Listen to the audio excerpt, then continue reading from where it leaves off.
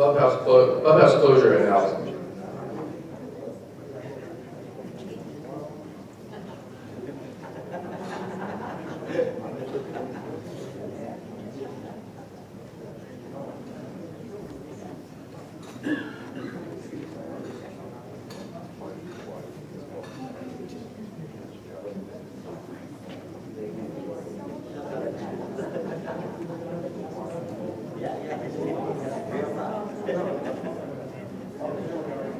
Here we go.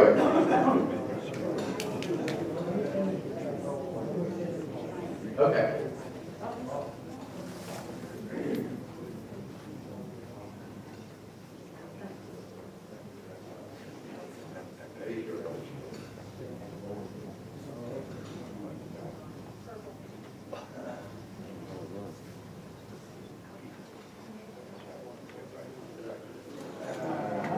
Okay.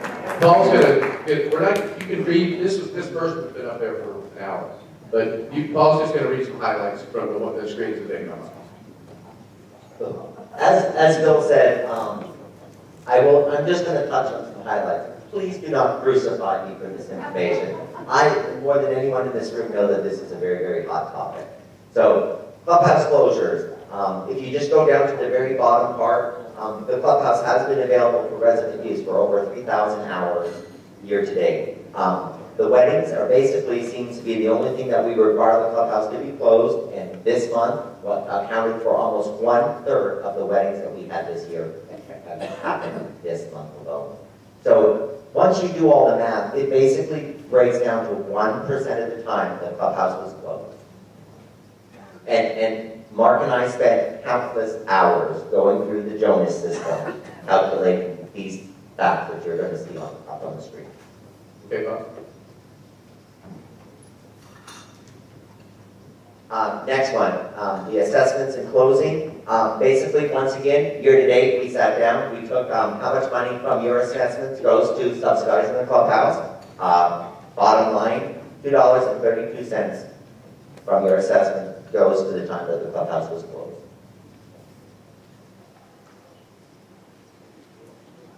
Benefits of seminar and outside events. Most importantly, I once again look around this room. A lot of these residents that I see here go to the seminars. These are seminars that are paying for the facility. They're paying top dollar to buy our food, and you directly are benefiting by it. We have medical seminars. We have financial seminars. We have residents that live here that do their company seminars here. So seminars have always been done to benefit solely the resident. They're done during the week because they're reaching out to a different kind of clientele. When this room sits vacant, we're utilizing it for seminars and making very much money. We allow the use of the space, as I said, for your use. Our newsletter, I believe within the last 2 years you can see an amazing improvement of the newsletter. Thank you very much for Mark for doing that. A lot of time and effort goes into the newsletter. Who pays for the newsletter? Heritage Clients doesn't pay for it. All the advertisers from these seminars pay for the production of the newsletter. Without these seminars, that newsletter could cost this community upwards of thousands of dollars a month to have it produced for the community. So it is outside events that pay, or excuse me, the seminars that are paying top dollar to advertise in your newsletter. Next slide. Effect on the staff. Obviously, this has a great impact on our staff. Outside events do equate to approximately 10 to 15 hours of our staff's time. With my staff, my entire staff is 14 people. Of those 14 people, 6 people are full-time, and the balance is a part-time, some or even seasonal people. For us to maintain benefits, we have to schedule our staff in excess of 31 hours a week to maintain benefits. Carla's nodding, human resources woman right here. Without the outside events, that means that is staff that is hours that they would not be working, which will jeopardize their benefits that you graciously offer them. Next slide, please. Outside events, profits, and residents. There's a lot of, I have talked to many, many residents, and people go, oh, I don't understand. Why did we never told how much events make money? Why were we never told this? This information may shock some of you when you read these numbers. There have been very, very few resident-based events which have profited Heritage Pines. These are things that we do to offer and benefit to all the residents. Trivia, Family Feud, all these things that you're going to see. And basically, I sat down and I took a random. There's some 9, go 9s, there's some 10s, there's different events in here. None of these profited great. None of these made any profit to the association at all. This is an Italian night from October. Yes, exactly. I mean, if you look at that, 130% overall cost. Where is Mr. Galloway? Mr. Galloway, would you allow that in any of your restaurants? To lose 30%? To lose 130%? 30.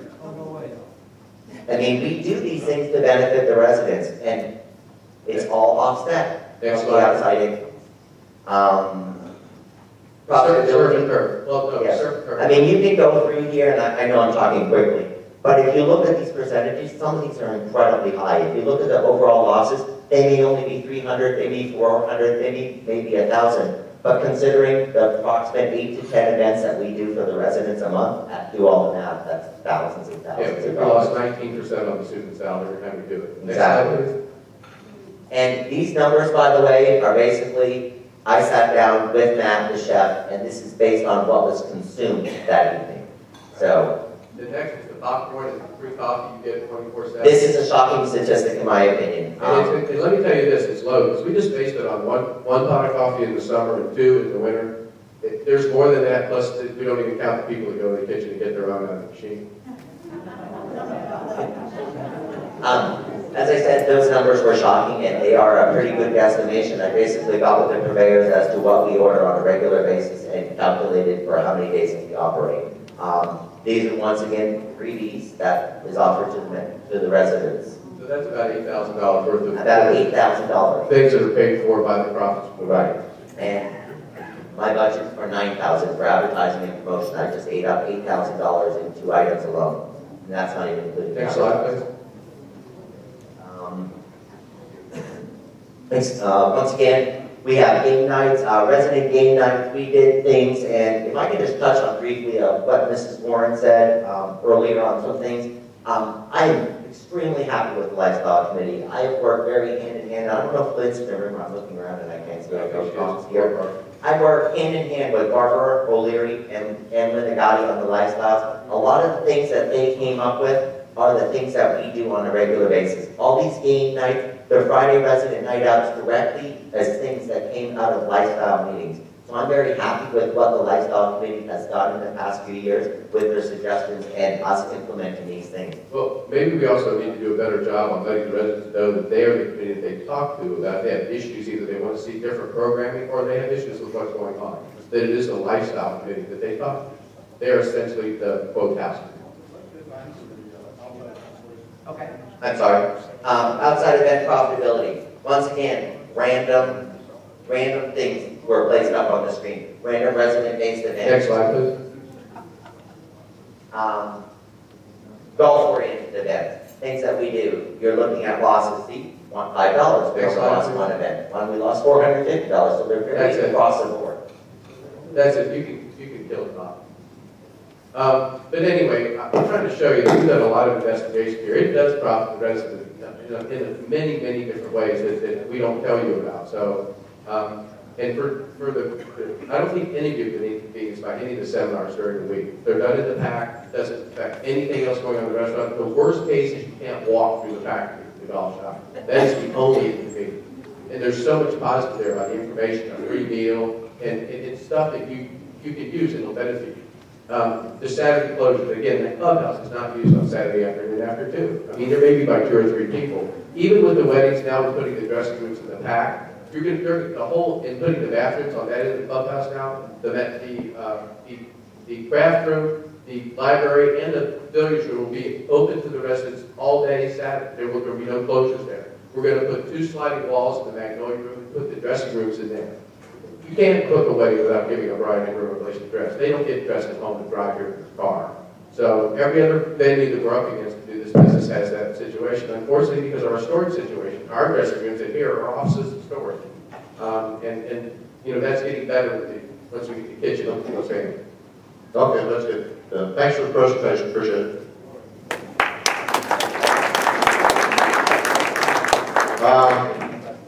As I see it, and I'm going, before we get into the motion discussion here, there's obviously a lot of people that have been commenting on this. You know, we've heard some of your comments here. I know there was a number of comments at the Resident Coffee, the Finance Committee, I think, got quite a bit of input yesterday.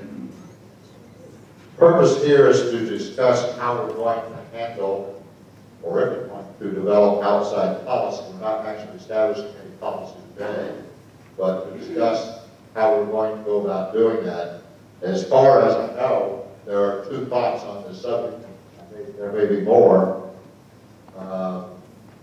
Bob Ferris, the Board Policy and Admin Committee, is working on some things that I asked him to do and that he actually volunteered to do, and I also asked him to do. I think that Janice Benedetti is in favor of establishing a board task group to do this. So rather than, unless anybody objects, rather than having a motion, I thought we might talk about it amongst the board before we make a motion to do that. That's agreeable. I think there's at least two ways to handle it if we decide we want to move forward with that. There may be others as well, but those are the two that have been discussed so far. Anybody have a comment? I guess I was going to address the first issue, and that is that I think someone needs to develop a policy for outside tenants. My suggestion is that we sort of prove that, and then decide as to how it gets done. And I guess that's where the difference of opinion. Neil, I'd like to know how many events we have scheduled as now, because we can't really make policy about something that's already going to happen. Maybe if we say we have a moratorium at some point and not book anything beyond that point so that we can come up with a policy, but we can't commit to making a policy if the rooms have already been booked. Well, I think you have to honor anything that's booked, but in this, of course, but in listening to the presentation, there's a very, to me, it seems a very simple way of solving this problem. And I think we just need to create a policy and do a board task group to create the policy and get on with it. Frankly, I think that Kevin's suggestion is a good one. Let's, that case will split it into two. I'd just like to comment on that. It may appear to be a simple policy to put together, but I think when you get into it, you have to understand all that was just presented. Sure. You have to understand the residents. So I don't think it's something that's going to, a policy that will be put together within the next week or so. There's a lot of thought. We have to understand what the future events are, what are booked. So all of that needs to be done. I'm going to share my thought process. I thought maybe we have the audit committee review the numbers generated by F&B for accuracy, make sure that everything's included with the cost of the benefits that we have, the activities that we have. Get a true picture of what the net profit is to the association.